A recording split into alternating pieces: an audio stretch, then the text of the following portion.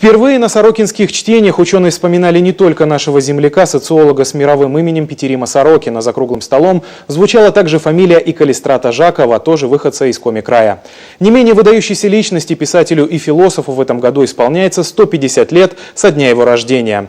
Сегодня Жакова называют одним из учителей Сорокина. Он, по мнению ученых, безусловно повлиял на мировоззрение социолога. О двух мыслителях земли Коми Светлана Некрасова.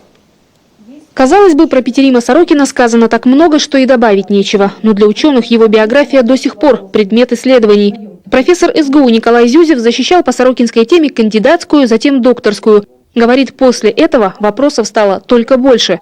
Например, какие предпосылки послужили карьерному взлету выходца из Коми в Америке 30-х годов?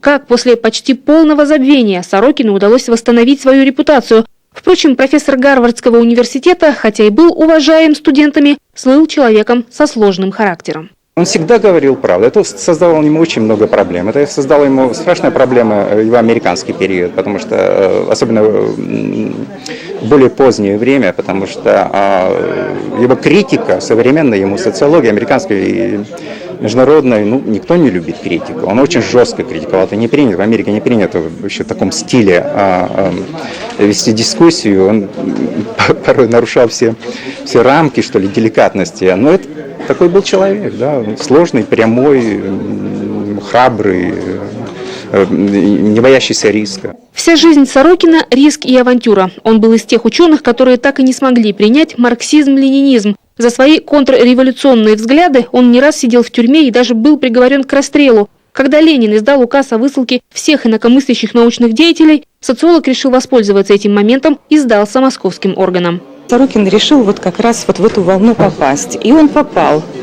Именно потому, что он не уехал в Петербург, в Петроград тогда, а пришел в Москву.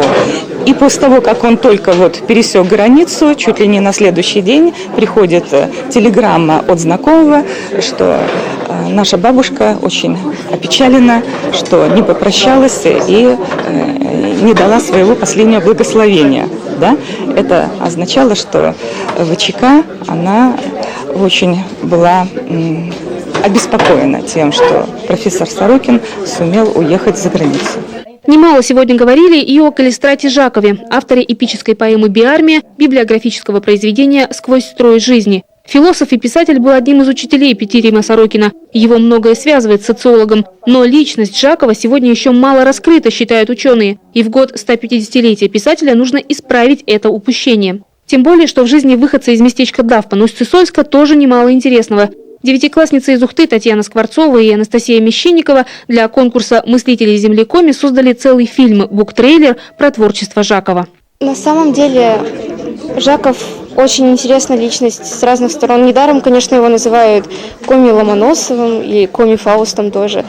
На самом деле, мне кажется, он сделал внес большой вклад в коми-литературу, но не только. Он начал знакомить всю Россию с коми-республикой и с бытом и нравом. Самой Татьяне не терпится еще больше узнать о творчестве коми-философа. Она уже готовится к новому проекту. Ученые тем временем намерены организовать масштабное обсуждение трудов и идей Калистрата Жакова на симпозиуме, который пройдет в мае этого года в Сыктывкаре.